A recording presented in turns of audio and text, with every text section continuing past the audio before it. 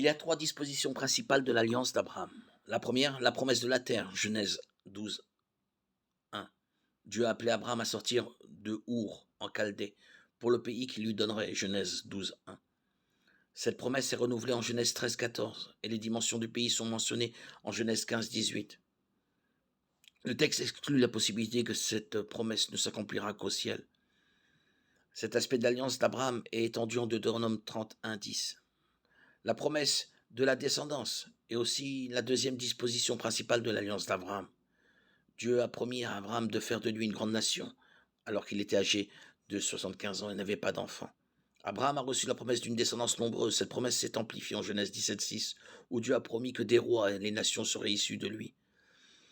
Cette promesse, étendue à l'alliance de David en 2 Samuel 7, 12, s'est accomplie par l'avènement du trône de David et surtout du règne du Messie. Et la troisième disposition principale de l'alliance d'Abraham est bien sûr la promesse de la bénédiction et de la rédemption. Genèse 12, 3. Dieu a promis de bénir Abraham et toutes les familles de la terre en lui. Cette promesse amplifiée par la nouvelle alliance, Jérémie 31, 34, Hébreux 8, 6, 13, est liée à la bénédiction spirituelle et à la rédemption d'Israël. Jérémie 31, 34 annonce le pardon des péchés. La nature inconditionnelle et éternelle de cette alliance est manifestée par son renouvellement en faveur d'Isaac. Genèse 21, 12.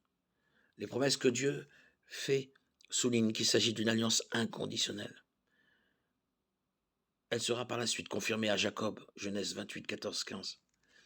Il est important de noter que Dieu a renouvelé ses promesses malgré le péché des patriarches, ce qui accentue encore la nature inconditionnelle de son alliance.